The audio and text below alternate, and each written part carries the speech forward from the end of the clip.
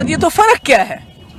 ऐसी हरकतें चाहे वो हरियाणा में हुई हो चाहे यहाँ हो रही हो, इससे एक पार्टी को के जो एजेंडा है उसको फायदा होता है, क्योंकि जो बीजेपी की सरकार है वो यहाँ नाकाम हो गई।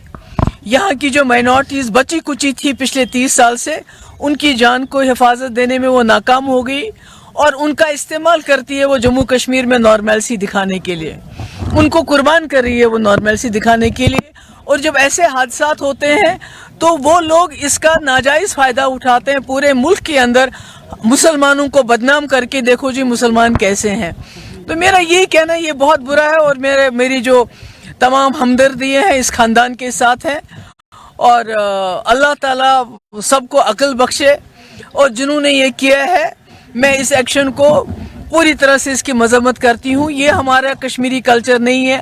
हमारे पास अब बचे कुछ लोग बचे हैं, कशीर बाटकस्तांश, कुछ सरदार, कुछ ये हिंदूज जो यहाँ कश्मीरी स्पीकिंग ये बचे हुए हैं, इनको भी इस तरह रोज रोज निशाना बनाते हो तो क्या हासिल क्या होगा? इससे कुछ हासिल नहीं होगा। बिल्कुल गवर्नमेंट का फेलियर है, बल्कि फेलियर ही नहीं, वो इस्तेमाल करती है इनको यहाँ पर, इनकी मौजूदगी को वो दिखाना चाहती है यहाँ सब कुछ ठीक ठाक है।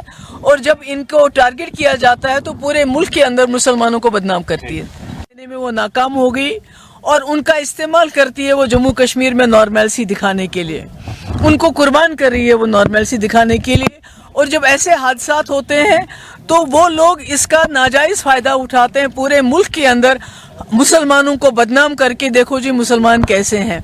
तो मेरा यही कहना ये बहुत बुरा है और मेरी जो तमाम हमदर्दियाँ हैं इस खानदान के साथ हैं और अल्लाह ताला सबको अक्ल बख्शे।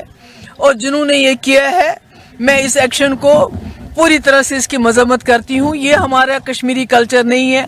हमारे पास अब बचे कुछ लोग बचे हैं, कशीर बाटकस्तांश, कुछ सरदार, कुछ ये हिंदूज जो यहाँ कश्मीरी स्पीकिंग ये बचे हुए हैं, इनको भी इस तरह रोज रोज निशाना बनाते हो तो क्या हासिल क्या होगा? इससे कुछ हासिल नहीं होगा।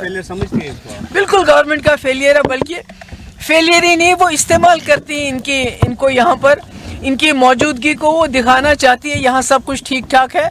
और जब इनको टारगेट किया जाता है तो पूरे मुल्क के अंदर मुसलमानों को बदनाम करती है।